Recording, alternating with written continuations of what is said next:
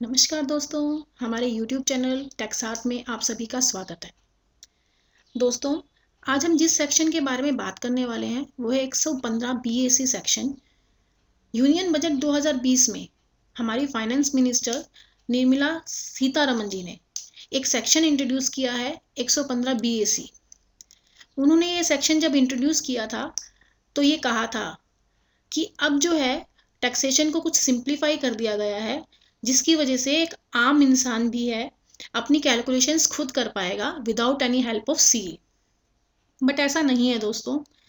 115 BAC section एक थोड़ा सा कॉम्प्लिकेटेड है, जिसके बारे में आज हम अच्छे से डिस्कस करेंगे ताकि हम आपको सारे पॉइंट्स क्लियर कर पाएँ। उसके स्कोप और एप्लीकेबिलिटी के बारे में भी हम अच्छे से जानेंगे। लेकिन सबसे पहले, अगर आपने हमारे चैनल को सब्सक्राइब नहीं किया है तो प्लीज़ कीजिए और बेल आइकन ज़रूर दबाइएगा ताकि नोटिफिकेशन टाइम टू टाइम आपको मिलती रहे।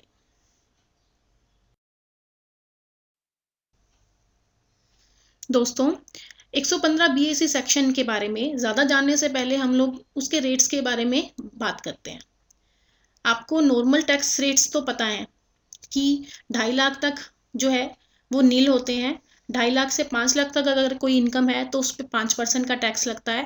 5 से 10 के बीच में 20% और 10 से ऊपर होने पर 30% लगता है। यह है हमारा नॉर्मल टैक्स रेट। अब हम बात करते हैं 115 BAC में जो स्लैब रेट दिया गया है उसमें क्या कहा गया है। अगर 2.5 लाख से कम है तो नील, 2.5 लाख से 5 लाख के बीच में इनकम होती है तो 5% का टैक्स लगेगा। 5 से 7.5 लाख के बीच में होगा तो 10%, 7.5 से 10 लाख के बीच में 15%, 10 लाख से 12.5 लाख के बीच में 20% और 15 लाख तक 12.5 से जो होगा उस पर 25% का और 15 लाख से अबव वैल्यू पर 30% का टैक्स लगेगा। लेकिन इसके अंदर हमें कुछ डिडक्शंस जो हैं वो नहीं मिलेंगी, जिसके बारे में हम अभी बात करने जा रहे हैं।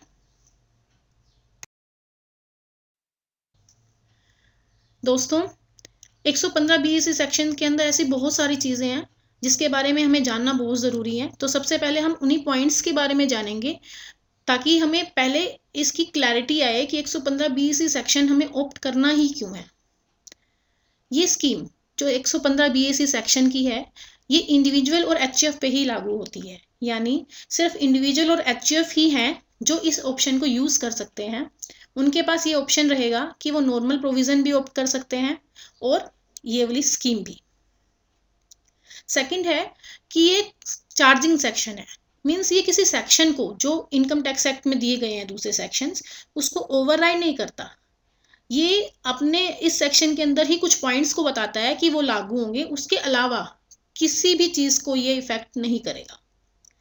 थर्ड, इसमें कुछ नेगेटिव लिस्ट दी गई है। नेगेटिव लिस्ट ऐसी है जिसके अंदर कुछ एग्जाम्पशंस, डिडक्शन और सेट ऑफ को मना कर दिया गया है कि वो आपको अलाउड नहीं होगी 115 BAC सबसेक्शन 2 के अंदर। उसके अलावा आपको जितनी भी डिडक्शंस हैं जो इसमें डिफाइंड नहीं है वो मिल जाएंगी। फोर्थ पॉइंट है कि 115 JC सेक्शन जो मैट क्रेडिट का होता है और 115 JD सेक्शन जो हम एडजस्टमेंट करते हैं मैट की सब्सिक्वेंट ईयर्स में, वो भी एप्लीकेबल नहीं होगा अगर आपने 115 BAC सेक्शन अवेल कर लिया है तो। लेकिन इसके अलावा बाई चांस ऐसा होता है कि आगे जो है आप 115 BAC सेक्शन जो है ऑप्ट आउट कर देते हैं तो उस केस में वो क्रेडिट आप आगे यूज कर सकते हैं। नेक्स्ट क्या है कि ओल्ड एंड न्यू रिजिम जो आपको दी गई है उसके अंदर कंपैरिजन। वैसे तो एक ये सब्जेक्टिव मैटर है क्योंकि ओल्ड स्कीम में कुछ अलग बेनिफिट्स हैं, न्यू स्कीम में अलग, जो डिपेंड करते हैं पर्सन की नेचर ऑफ इनकम पर। मीन्स पर्सन की इनकम कितनी है, कैसे है, उसमें क्या क्या इंक्लूड है। तो ये चीज़ हम आज डिस्कस नहीं करेंगे। हमारा मेन मकसद जो है इस सेक्शन को लाने का यही है कि हम इस सेक्शन के बेनिफिट के बारे में जानें, इसमें क्या क्या अलाउड है, क्या अलाउड नहीं है, क्या हम सेट ऑफ कर सकते हैं और उसका जो स्कोप है उसके बारे में जान सकें। तो प्लीज़ इस वीडियो को आप एंड तक ज़रूर देखिएगा। Applicability and availment. दोस्तों, चलो हम बात करते हैं अब इसकी एप्लीकेबिलिटी के बारे में कि ये सेक्शन अप्लाई किस पे होता है। जैसे कि मैंने पहले भी बताया कि 115 BAC सेक्शन अप्लाई होता है इंडिविजुअल्स और एचयूएफ पे ही, मीन्स सिर्फ इंडिविजुअल या एचयूएफ इसको अप्लाई कर सकते हैं और वो इस स्कीम में जा सकते हैं। सेकंड क्या है कि 115 बीएसी सेक्शन में सब सेक्शन 2 के अंदर कुछ कंडीशंस बताई गई हैं, क्लोज 1 और क्लोज 2 में। अगर वो कंडीशन सेटिस्फाई नहीं होती तो पर्सन जो है वो ऑटोमेटिकली नॉर्मल स्कीम में चला जाएगा, उसके ऊपर ये स्कीम अप्लाई नहीं हो पाएगी। अब हम बात करते हैं ऐसे एम्प्लॉयज की या ऐसे एसएससी की जिसकी इनकम जो है वो बिजनेस इनकम नहीं है। अगर एसएससी की बिजनेस इनकम नहीं है तो उस केस में एसएससी के पास ये ऑप्शन हर साल रहेगा कि वो नॉर्मल स्कीम में जाना चाह रहा है या 115 बीएसी सेक्शन ऑप्ट करना चाह रहा है। लेकिन एसएससी को एक चीज़ का ध्यान रखना पड़ेगा कि हर साल वो जो भी ऑप्शन ले, ये नहीं है कि वो ओरली ले, उसको उस चीज़ के लिए ड्यू डेट जो होती है उसकी फाइल करने के लिए, उससे पहले ऑप्शन ऑप्ट करना पड़ेगा, उसके बाद ही वो एप्लीकेबल होगा। अगर उसने वो ऑप्शन ऑप्ट नहीं किया तो ऑटोमेटिकली नॉर्मल स्कीम उसके ऊपर लग जाएगी। नेक्स्ट क्या है कि अगर मान लीजिए कि आपकी इनकम जो है वो बिजनेस इनकम है, अगर किसी एसएससी की बिजनेस इनकम होती है तो उसको कुछ बातों का ध्यान रखना पड़ता है। कुछ पॉइंट्स क्या हैं, अगर आपकी बिजनेस इनकम है और आप जो है ऑप्शन अप्लाई कर लेते हो 115 बीएसी का, तो अगर आपने एक बार ऑप्शन अप्लाई कर लिया तो अगले सब्सिक्वेंट ईयर्स में आपको वो फॉलो करना ही करना पड़ेगा। मीन्स क्या है कि ये नहीं है कि आपने आज अप्लाई किया और नेक्स्ट ईयर में आप जो है वो नॉर्मल स्कीम में जाना चाह रहे हो। आप ऐसा कर सकते हो अगर आप ऑप्ट आउट करना चाह रहे हो या फिर आपने कोई कंडीशन जो सबसेक्शन 2 में दी गई है वो मतलब फॉलो नहीं की, तो उस केस में आप ये छोड़ सकते हो। अदरवाइज आपको ये 115 बीएसी सेक्शन अप्लाई करके रखना ही पड़ेगा सब्सिक्वेंट ईयर्स में। अब सेकंड पॉइंट क्या है कि आपने मान लीजिए जो है अगले साल इस ऑप्शन को विड्रॉ कर लिया, आपने ऑप्ट आउट कर लिया, तो उस केस में क्या होगा? उस केस में अगर आपकी बिजनेस इनकम ही कंटिन्यू चलती है तो आप ये दोबारा सेक्शन अप्लाई नहीं कर सकते अपने पूरे लाइफ टाइम में। इसलिए दोस्तों आपको ध्यान रखना पड़ेगा कि अगर आप ये सेक्शन जो है एक बार ऑप्ट आउट कर रहे हैं तो लाइफ टाइम में आपको ये ऑप्शन दोबारा नहीं मिलेगा। लेकिन ये किस केस में होगा? उस केस में अगर आपकी बिजनेस इनकम है। दोस्तों अगर आपकी बिजनेस इनकम नहीं है किसी वर्ष में तो उस केस में आपके पास दोनों ऑप्शन फिर से अवेलेबल हो जाएंगे।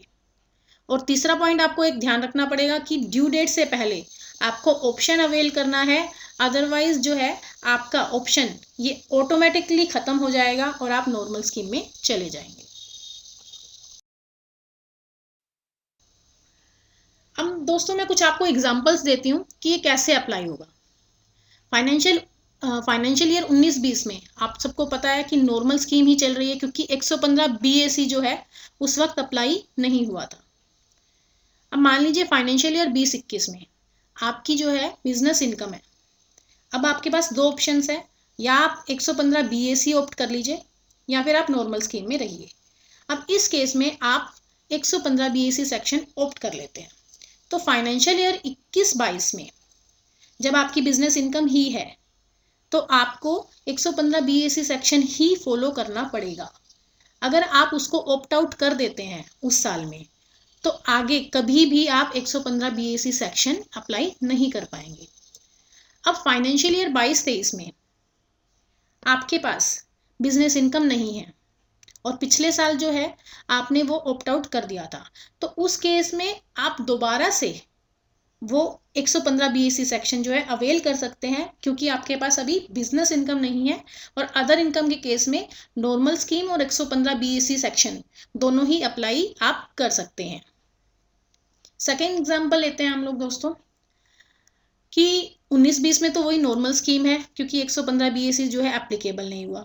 अब फाइनेंशियल ईयर 20-21 के अंदर बिजनेस इनकम है और आपने ऑप्शन जो है 115 बीएसी का ऑप्ट कर लिया, लेकिन फाइनेंशियल ईयर 21-22 में आपकी बिजनेस इनकम नहीं है, तो उस केस में आपके पास अभी ऑप्शन है कि आप 115 बीएसी भी ऑप्ट करके रख सकते हैं या फिर आप नॉर्मल स्कीम में जा सकते हैं। लेकिन अगर आप नॉर्मल स्कीम में चले जाते हो तो उसके बाद आप जो है ये सेक्शन अवेल नहीं कर पाओगे। अब फाइनेंशियल 22-23 में आपकी इनकम, बिजनेस इनकम फिर से हो जाती है, तो अब आप दोबारा से 115 बीएससी सेक्शन ऑप्ट नहीं कर पाएंगे दोस्तों, क्योंकि आपकी पिछले साल जो है आपने उसको ऑप्ट आउट कर दिया था। अब इसकी कंडीशंस क्या हैं? 115 बीएससी सेक्शन सब सेक्शन 2, दोस्तों ये सबसे इम्पोर्टेंट चीज़ है इस सेक्शन की, जो आपको ध्यान में रखनी पड़ेगी, क्योंकि ये सेक्शन जो है आपको उन डिडक्शंस के बारे में बताता है जो आपको अलाउड नहीं है। यानी आप अगर नॉर्मल स्कीम में जाते हो तो वो डिडक्शंस आपको मिलेंगी, लेकिन इस सेक्शन के अंदर आपको ये डिडक्शंस नहीं अलाउड होंगी। तो सबसे क्रिटिकल और सबसे इम्पोर्टेंट सेक्शन है आपका 115 बीएससी सब सेक्शन 2। उसके क्लोज 1 में क्या कहा गया है कि कुछ डिडक्शंस आपको अलाउड नहीं होंगी। वो कौन सी हैं? सबसे पहले एलटीए और एचआरए, कोई हाउस रेंट अलाउंस और लीव ट्रेवल अलाउंस, इन सब में, इन दोनों में यानी 10 सबसेक्शन 5 और 10 सबसेक्शन 13A में आपको जो है कुछ छूट मिलती है नॉर्मल स्कीम में। लेकिन अगर आप 115 बीएससी सेक्शन ऑप्ट कर लेते हैं तो आपको इसके अंदर कोई छूट प्रोवाइड नहीं की जाएगी। पूरी की पूरी अमाउंट जो है वो आपकी इनकम में इंक्लूड मानी जाएगी और वो टैक्सेबल हो जाएगी। सेकंड है कोई भी अलाउंस, यूनिफॉर्म, एकेडमिक या हेल्पर, अगर आप जिस पर्पस के लिए अलाउंस मिला उस पर्पस के लिए भी यूज करते हो तो भी आपको उसकी रिडक्शन इस सेक्शन में नहीं मिलने वाली। मान लीजिए आपको यूनिफॉर्म अलाउंस मिला और आपने उसी पर्पस के लिए उसको यूज कर लिया, तो नॉर्मल स्कीम में इसकी रिडक्शन मिलती है दोस्तों, लेकिन 115 बीएससी सेक्शन ऑप्ट करने के बाद आपको इसकी रिडक्शन नहीं मिलेगी। थर्ड है परक्यूसिट्स। परक्यूसिट्स जो होता है कुछ फैसिलिटीज होती हैं जो कंपनी अपनी एम्प्लॉयज को प्रोवाइड करती है। तो परक्यूसिट्स कोई डिडक्शन नहीं है, ये बताती है कि कौन सी वैल्यू आपकी सैलरी का पार्ट बनेगी और कौन सी नहीं। तो परक्यूसिट्स के केस में आपके वही टैक्सेबिलिटी लगेगी जो आपकी ओल्ड रिजिम में लगती थी, यानी ओल्ड एंड न्यू रिजिम के अंदर इसके अंदर कोई भी डिफरेंस नहीं किया गया है एक्सेप्ट फूड प्रोवाइडेड और मील वाउचर। मतलब अगर कोई कंपनी अपने एम्प्लॉय को मील वाउचर देती है तो नॉर्मल स्कीम के अंदर उसे 50 पर मील की डिडक्शन मिलती है, लेकिन वो एग्जम्पशन जो है आपको इस सेक्शन में नहीं मिलेगी। ये नोटिफिकेशन 38/2020 के अंदर जो अभी 26 जून 2020 में आई थी उसमें कहा गया है। तो ये साफ है। मैं एग्जांपल लेती हूँ। मान लीजिए आपको 150 रुपये जो है वो फूड वाउचर मिलता है, तो नॉर्मल स्कीम के अंदर आपको 50 रुपये की जो है वो छूट मिलती थी और 100 रुपये आपके लिए टैक्सेबल होते थे, आपकी वैल्यू में वो इनकम में वो ऐड हो जाते थे। लेकिन 115 बीएससी सेक्शन में पूरे के पूरे 150 रुपये आपके टैक्सेबल हो जाएंगे। उस केस में आपको कोई भी एग्जम्पशन नहीं मिलने वाली। नेक्स्ट है जो डिडक्शन 16 में आपको स्टैंडर्ड डिडक्शन मिलती थी 50,000 की, या फिर जो प्रोफेशनल और एम्प्लॉयमेंट टैक्स पेड बेसिस पे आपको मिलता था वो भी आपको इस सेक्शन में प्रोवाइड नहीं किया जाएगा। नेक्स्ट है minor child. Minor child income, अगर मान लीजिए आपकी इनकम जो है उसके अंदर माइनर चाइल्ड की इनकम 64(1)(a) में क्लब होती है, तो 10/32 सेक्शन में जो 1500 की आपको छूट मिलती थी वो 115 बीएससी सेक्शन में आपको प्रोवाइड नहीं की जाएगी। इसके अलावा सेल्फ ऑक्यूपाइड प्रॉपर्टी के केस में अगर कोई इंटरेस्ट है तो उसकी जो मैक्सिमम डिडक्शन हमें 24B सेक्शन में मिलती है वो है 2 लाख, लेकिन इस सेक्शन के अंदर हमें वो डिडक्शन भी प्रोवाइड नहीं की गई है। लेकिन ये जो बात कर रहे हैं हम इंटरेस्ट डिडक्शन की, वो है सेल्फ ऑक्यूपाइड प्रॉपर्टी के बारे में। मतलब अगर कोई लेट आउट प्रॉपर्टी है और उस पर कोई इंटरेस्ट है तो उसकी डिडक्शन हमें यहाँ पर मिलेगी। इसलिए इस चीज़ का ध्यान रखा जाए कि हम जो इंटरेस्ट देख रहे हैं वो हम सेल्फ ऑक्यूपाइड प्रॉपर्टी का ही देख रहे हैं। इसके बाद जो प्लांट एंड मशीनरी, अगर हम कोई भी प्लांट एंड मशीनरी नहीं लेती है तो उस पर एडिशनल डेप्रिसिएशन हमें 20% का अलाउड होता है इनकम टैक्स में, लेकिन अगर हम ये सेक्शन ऑप्ट करते हैं तो वो एडिशनल डेप्रिसिएशन आपको प्रोवाइड नहीं होगा।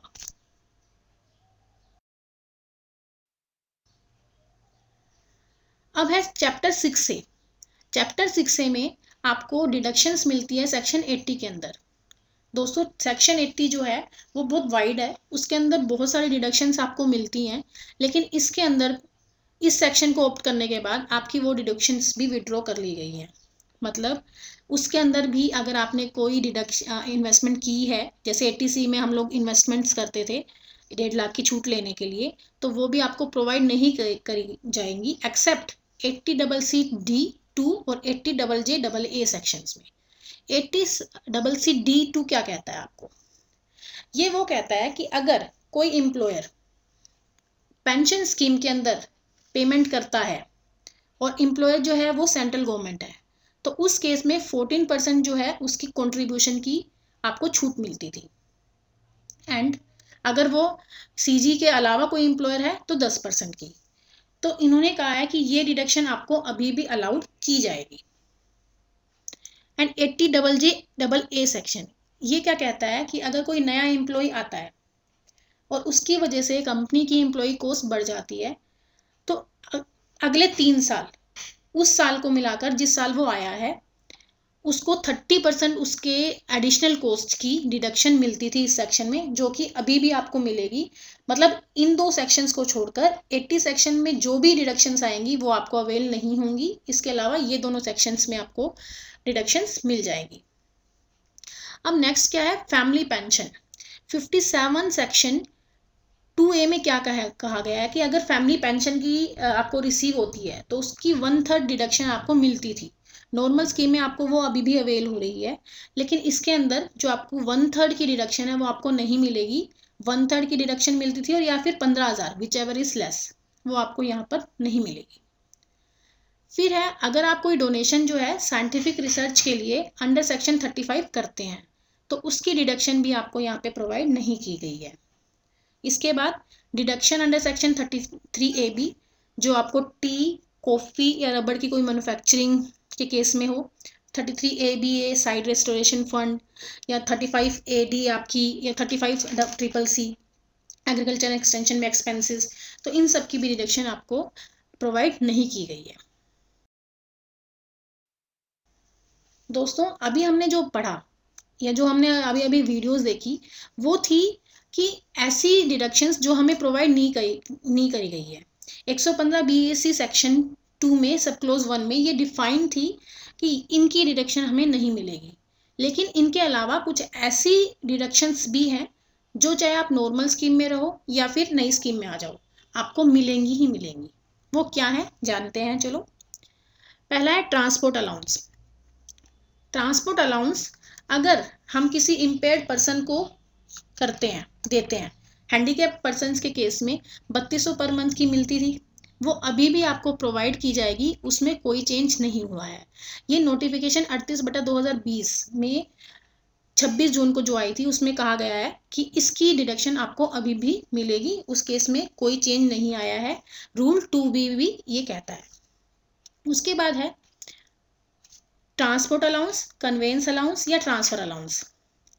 अभी तक जो है हमें इन सब की भी रिडक्शन नहीं मिलती थी, लेकिन नोटिफिकेशन जो 38/2020 का है उसके अंदर कहा गया है कि अगर कोई कंपनी अपने एम्प्लॉय को ट्रांसपोर्ट अलाउंस देता है कि यहाँ से वहाँ काम करने के लिए, तो उस केस में जितना एक्चुअल एक्सपेंडिचर होगा उतने एक्सपेंडिचर की आपको डिडक्शन मिल जाएगी।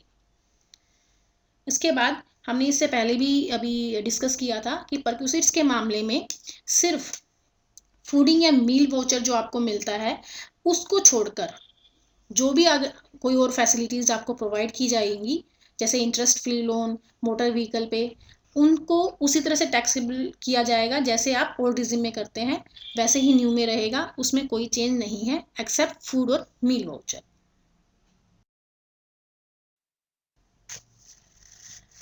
इसके अलावा हमने पहले बात की थी कि जो हमारे रेजिडेंशियल सेल्फ ऑक्यूपाइड हाउसेज होते हैं उस केस में 24B सेक्शन में इंटरेस्ट अगर कोई है, अगर हमने पे किया है तो उसकी डिडक्शन हमें नहीं मिलेगी। लेकिन लेट आउट प्रॉपर्टी है और उसमें कोई इंटरेस्ट हमने पे किया है तो एक्चुअल इंटरेस्ट पेड की आपको इसमें डिडक्शन मिलेगी। उसके लिए कोई भी स्पेसिफिकेशन 115 BAC 2 क्लोज 1 में नहीं दी गई है, इसलिए ये प्रॉपरली अलाउड किया जाएगा। इसके अलावा स्टैंडर्ड डिडक्शन जो 30% की हाउस प्रॉपर्टी के केस में मिलती है वो आपको मिलती रहेगी। नॉर्मल डेप्रिसिएशन, एडिशनल डेप्रिसिएशन को छोड़कर, एडिशनल डेप्रिसिएशन जो आप प्लांट एंड मशीनरी पे एक्स्ट्रा लेते हैं वो आपको अलाउड नहीं किया गया, लेकिन उसके अलावा अगर आप नॉर्मल डेप्रिसिएशन क्लेम करते हैं तो वो आपको अलाउड होगा। इसके अलावा 87A में जो आपको रिबेट मिली थी कि अगर आपकी 5 लाख तक की इनकम है तो आपको टैक्स नहीं देना होगा, 12,500 की आपको रिबेट मिलेगी, वो आपकी कंटिन्यू चल रही है। सेक्शन 10 में अभी हमने पहले पढ़ा कि लीव ट्रेवल अलाउंस हो गया, HRA हो गया, जो सेक्शन 10 में आते हैं, सब सेक्शन 13A और 5 में, वो अलाउड नहीं है। लेकिन जो उसमें स्पेसिफाई थे 115 BAC 2 क्लोज 1 में, उसके अलावा सेक्शन 10 में जो भी एग्जम्पशंस आती हैं वो कंटिन्यू रहेगी, उसमें कोई भी चेंज नहीं किया गया है।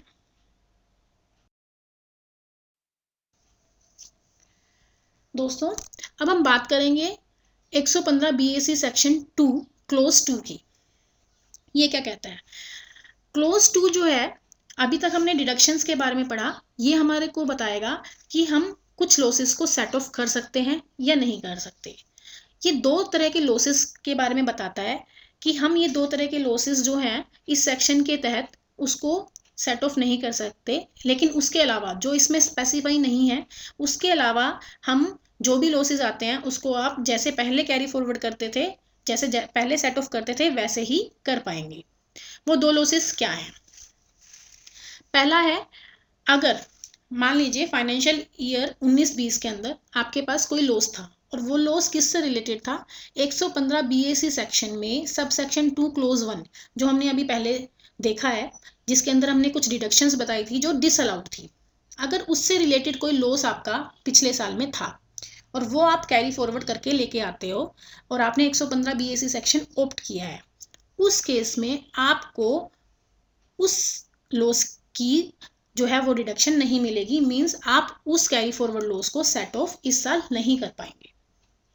इसका मतलब ये हुआ दोस्तों कि 115 BAC सेक्शन 2 सबसेक्शन 2 और क्लोज 1 में जो भी डिडक्शंस डिसअलाउड है उससे रिलेटेड अगर कोई भी लॉस आता है उस साल में, जिस साल आप ये ऑप्शन जो है वो क्लेम कर लेते हैं, तो आप उसको सेट ऑफ नहीं कर पाओगे।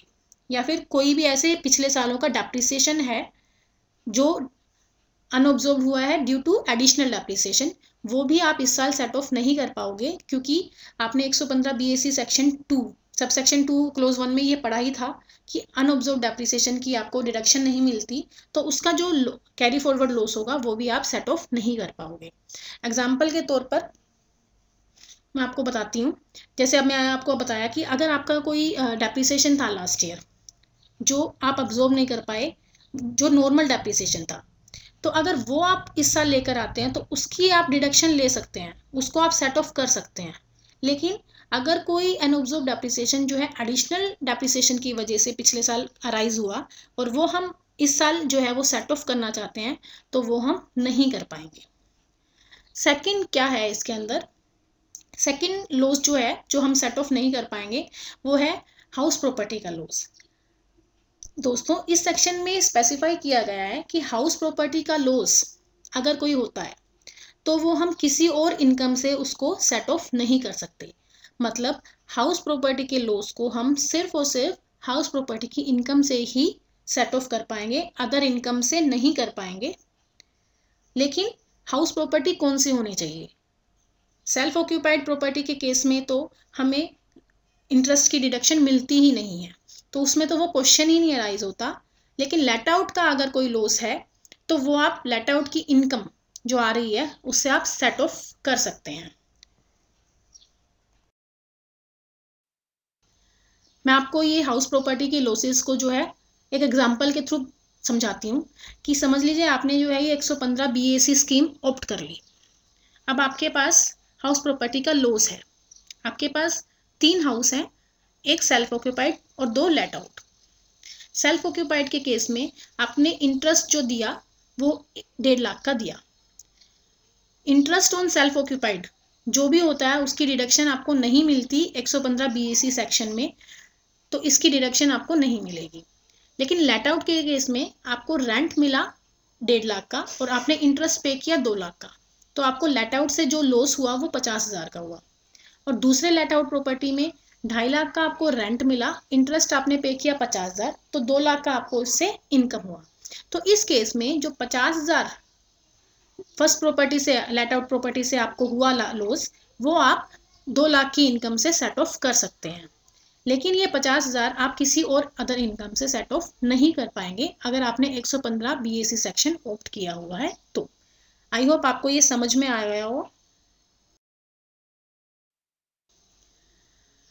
नेक्स्ट है, हम आपको अब ये बताएंगे कि कैरी फॉरवर्ड लॉसेस जो है वो आपको अलाउड होंगे या नहीं होंगे। ये मैं एक टेबल के हिसाब से आपको समझाऊंगी कि किस किस केसेस में आपको अलाउड होंगे, किस केस में आपको अलाउड नहीं होंगे। सबसे पहले है कि आपके पास एक सेल्फ ऑक्यूपाइड प्रॉपर्टी है और उसके ऊपर आपको लॉस है।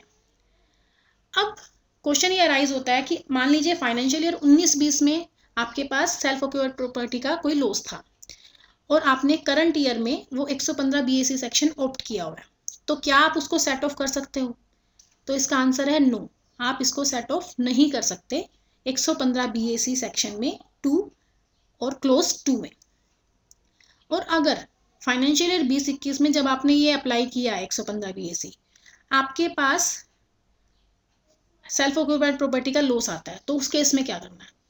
तो दोस्तों इस केस के अंदर क्योंकि आपको पता है कि सेल्फ ऑक्यूपाइड प्रॉपर्टी के ऊपर जो लॉस होगा वो आपको डिडक्टिबल ही नहीं है, तो कैरी फॉरवर्ड का कोई क्वेश्चन अराइज होता ही नहीं है इस केस में। नेक्स्ट एग्जांपल है आपका लेट आउट प्रॉपर्टी का। अगर लेट आउट प्रॉपर्टी का कोई लॉस है पिछले साल का, तो इस साल वो आपको अलाउड होगा, आप उसको अदर हाउस प्रॉपर्टी इनकम से जो लेट आउट वाली है उससे आप उसको सेट ऑफ कर सकते हैं। लेकिन अगर आपके पास करंट ईयर में जिस साल आपने 115 बीएसी सेक्शन अवेल किया उस साल में अगर आपको कोई लॉस अराइज हो जाता है तो वो आगे कैरी फॉरवर्ड नहीं होगा 115 बीएसी सबसेक्शन 3 में। नेक्स्ट आपके पास बिजनेस लॉस। मान लीजिए आपके पास कोई नॉर्मल लॉस होता है तो और वो पिछले साल का है, तो वो आप इस साल जो है 115 बीएसी सेक्शन ऑप्ट करें या ना करें तो भी आप वो आपके लिए अलाउड होगा, क्योंकि 115 बीएसी सेक्शन में वो स्पेसिफाई कहीं नहीं किया गया है, तो उसकी आपको डिडक्शन मिलेगी। ऐसे ही अगर आपने 115 BAC section financial year current year में जो है वो ऑप्ट किया हुआ है और आपका वो जनरेट हो जाता है, तो वो आगे आप कैरी फॉरवर्ड कर सकते हो। नेक्स्ट है कि आपका कोई डेप्रिसिएशन अनऑब्जर्व रह गया। तो मैंने आपको पहले भी बताया था कि एडिशनल डेप्रिसिएशन की वजह से अगर कोई नहीं आया है, मतलब नॉर्मल डेप्रिसिएशन की वजह से कोई अनऑब्जर्व डेप्रिसिएशन पिछले सालों का था, तो वो इस साल हम लोग जो है अलाउड कर देंगे, क्योंकि 115 बीएसी सेक्शन 2 के अंदर ये नहीं कहा गया। और इसी तरह से अगर वो आपके करंट ईयर के अंदर जो है वो जनरेट हो जाता है तो वो आगे के सालों में भी अलाउड किया जाएगा, कैरी फॉरवर्ड हम उसे कर सकते हैं। लेकिन अगर आपका जो है अनऑब्जर्व डेप्रिसिएशन जो है वो एडिशनल डेप्रिसिएशन की वजह से है, तो वो चाहे लास्ट ईयर से आया हो वो आपको अलाउड नहीं होगा, क्योंकि 115 बीएसी सेक्शन 2 सबसेक्शन 2 क्लोज 2 में ये स्पेसिफिकली एंटर्ड है, तो आपको वो उसकी डिडक्शन नहीं मिलेगी। और आपका अगर फ्रेश जो है करंट ईयर में फ्रेशली जनरेट हो गया है वो लॉस, तो उसका कोई क्वेश्चन ही नहीं है, क्योंकि आपको उसकी डेप्रिसिएशन की जो है अलाउंस है ही नहीं, तो आपको वो नहीं मिलेगा। इसके बाद है कैपिटल गेन हेड में। अगर हमारे कैपिटल गेन हेड में कोई लॉस पिछले सालों का था, तो इस साल आपको अलाउड होगा जैसे नॉर्मल प्रोविजंस में होता है, और आगे भी आपको अलाउड होगा, उसमें कोई भी आपको कंफ्यूजन नहीं होनी चाहिए। इसके अलावा अगर कोई लॉस आता है अदर इनकम हेड में, हमने अभी हाउस प्रॉपर्टी का पढ़ लिया, बिजनेस का पढ़ लिया, और सैलरी में लॉस होता नहीं, तो अदर प्रॉपर्टी में अगर कोई भी लॉस आता है लाइक अदर इनकम हेड में आ जाता है आपका, तो उस केस में अगर कोई लॉस होता है तो चाहे वो पुराना हो चाहे वो नया हो, वो आपको अलाउड होगा एज पर नॉर्मल प्रोविजंस, उसके अंदर कोई भी चेंजेस नहीं होंगे। दोस्तों आई होप आपको जो ये वीडियो पसंद आई हो और अच्छे से समझ में भी आई हो। अगर आपका कोई भी क्वेश्चन है या कोई भी कंफ्यूजन क्रिएट हो रही है तो आप कमेंट बॉक्स में लिख सकते हैं, हमारे से जान सकते हैं। तो प्लीज़ हमारे चैनल को सब्सक्राइब कीजिए, लाइक कीजिए, ताकि हम ऐसे नए नए सेक्शंस आपके सामने लाते रहें। धन्यवाद।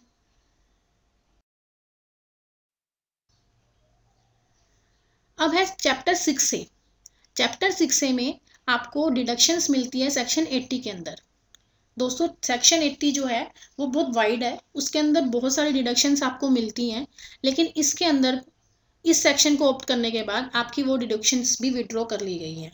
मतलब उसके अंदर भी अगर आपने कोई इन्वेस्टमेंट की है, जैसे 80C में हम लोग इन्वेस्टमेंट्स करते थे 1.5 लाख की छूट लेने के लिए, तो वो भी आपको प्रोवाइड नहीं करी जाएंगी एक्सेप्ट 80CC-D2 और 80JJA सेक्शंस में। 80CC-D2 क्या कहता है आपको?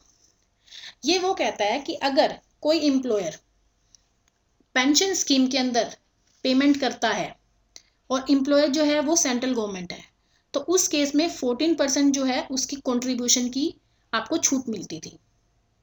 एंड अगर वो सीजी के अलावा कोई एम्प्लॉयर है तो 10% की। तो इन्होंने कहा है कि ये डिडक्शन आपको अभी भी अलाउड की जाएगी। एंड 80JJA सेक्शन ये क्या कहता है कि अगर कोई नया एम्प्लॉय आता है और उसकी वजह से कंपनी की एम्प्लॉय कॉस्ट बढ़ जाती है, तो अगले 3 साल उस साल को मिलाकर जिस साल वो आया है उसको 30% उसके एडिशनल कॉस्ट की डिडक्शन मिलती थी इस सेक्शन में, जो कि अभी भी आपको मिलेगी।